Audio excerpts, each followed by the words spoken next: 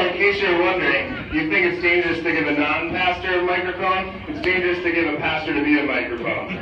So, because this could go two ways. Either it's going to be really long, or I'm going to start preaching at you. Or both. So that's three ways it could potentially go. All right, really quick, before we get on to talking about this fine man here. I've been trying to get into shape lately, all right? I got to admit, it might not look like that, but I'm trying to get into shape.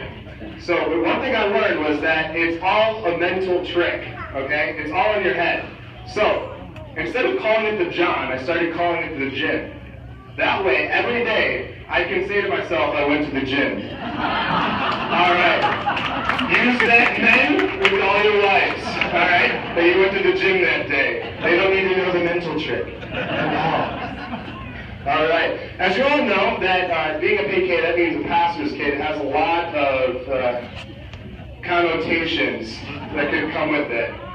So I thought about dressing up this evening in completely different outfit that you've ever seen me before and say, look what happened to me in Los Angeles. But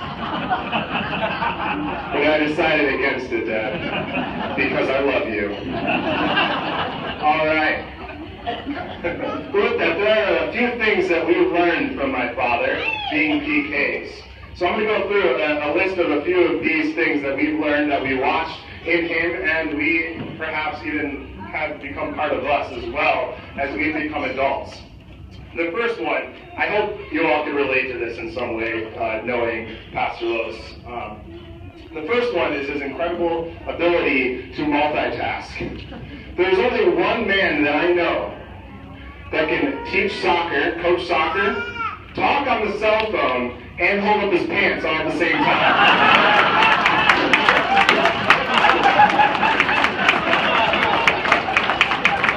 That would be you. Well, you know what that shows, other than his humor? That he works really hard. He worked really hard all his life, and he did not hesitate to be there for anybody that needed him. And he never hesitated to help support or to coach in any way. And even though we saw that fun part of that, it taught us a lot about being there for people. And I wanted you to know that, Dad. The next one is his impeccable communication skills. As his children, we learned how to mind read. Okay?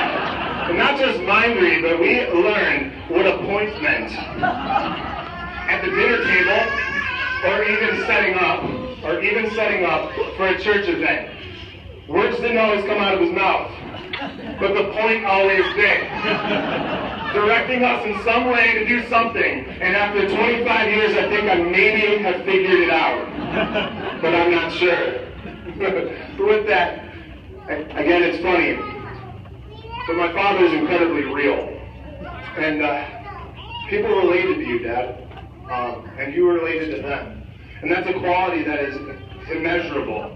A quality that, and not just people outside of the church or inside the church, but us kids were able to relate to you as our father. You were incredibly real, and you will always be. So we thank you for that. The next one, this one's good, I think, is a sense of fashion. Oh yeah. Just like how there was only one man I know that could coach soccer, hold up his pants and talk on the cell phone at the same time, there's only one person that I know that went to the grocery store in a dress shirt, sweatpants, and dress shoes. And that would be him. And now I think it's probably a good time to talk about my mother. As you know, being a pastor's wife, they have an incredible role to support the pastor. Maxine, you have done that in so many ways. There was not a time where she did not try to make him presentable for all of you. Now, Mom, you might seem like a failure in a lot of ways. But we as kids noticed and saw your tremendous efforts. But despite all of that, what I thought was really cool, one thing that I observed as a kid that I thought was absolutely phenomenal, is that when we went to the grocery store and my dad was dressed like that, people saw my dad. They didn't see that per se. They saw a man who's filled with compassion, and they saw a man filled with integrity. And And people respect you, Dad. And have always respected you. And I want you to know that. And I'm thankful for you.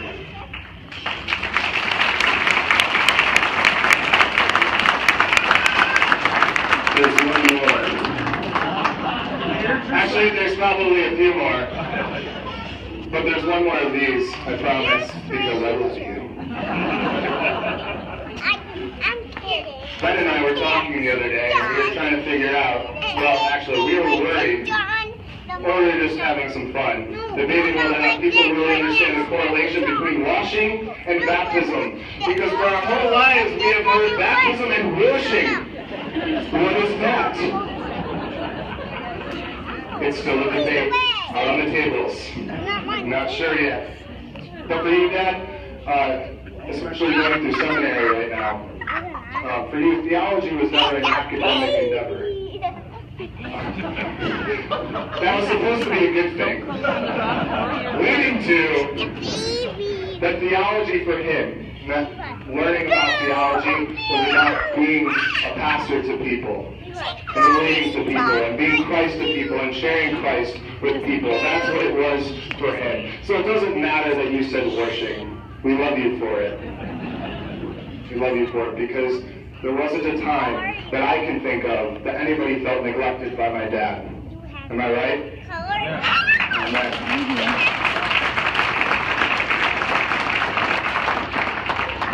And with that, as your son, I promised myself I wasn't going to cry. Ben, I think you can all agree with me that there was never a time that either you or Mom weren't there for us. And I know that's a connotation that might come with being a PK. That some PKs can say to other people that their father was a good pastor. But all three of us can say that he was a fantastic father and was always there for us.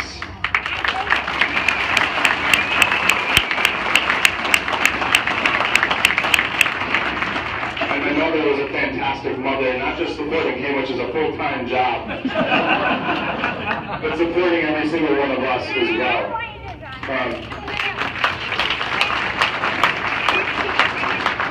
A couple of those things, Mom laid out our clothes every morning before we went to school, mainly Ben. He needed it. Yeah, it happened. I'm bringing everybody into this one. And both of you were probably at most of our soccer games, if not all our soccer practices, including Grandma Phelps and Grandpa Phelps as well, taking us to soccer practices. And one thing I remember, I don't know if you knew that I realized this, but he'd sometimes wake up at 4 in the morning to go to church to do his work in order to be able to make it to a soccer game. I saw that. It was a song. And I think Ben and Brianna saw that as well. So thank you to both of you for your selfless service to all of us and raising us kids. Mom,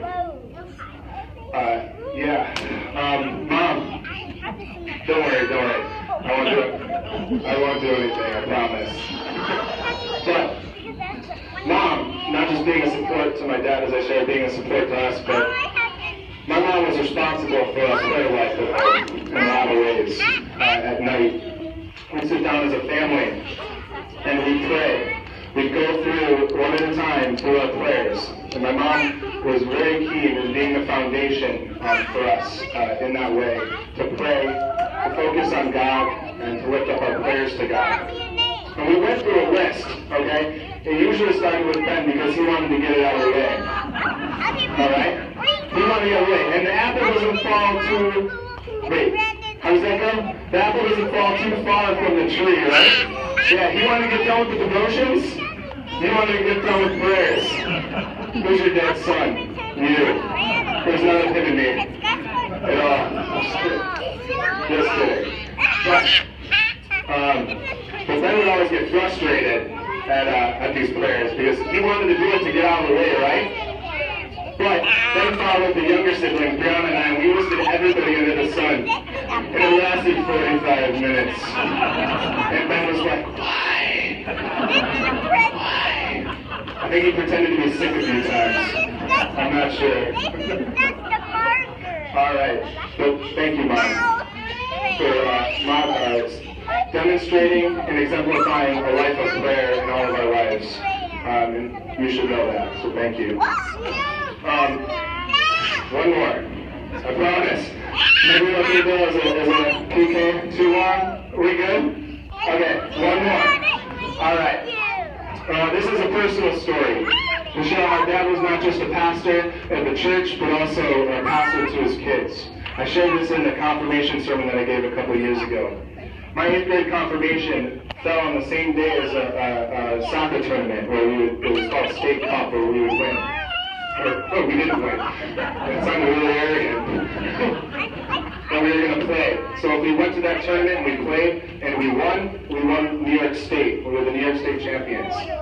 So I was at a crossroads between going to the soccer tournament or going to confirmation. I mean, I don't know if I really had a choice, because he is the pastor and everything. But he knew that I was upset about this conflict. And I remember very vividly, and I'm not sure if he remembers it, but he sat me down and he talked to me about it. And he didn't just say, "You're the PK, you're going to confirmation." He explained it. He shared with me about it and the importance of it. And he allowed me to process that conflict in my life and what really mattered in my life. And soccer was a really big deal in my life at that time. I will never forget that conversation that you had with me and helping me realize what's most important, and that's Jesus. Amen? Amen. All right. So we're proud. We're proud to be pastor's kids. We're proud to be your kids. And we can't thank you enough for not just the model that you were for us, but being there for us, both of you. So thank you. I love you both.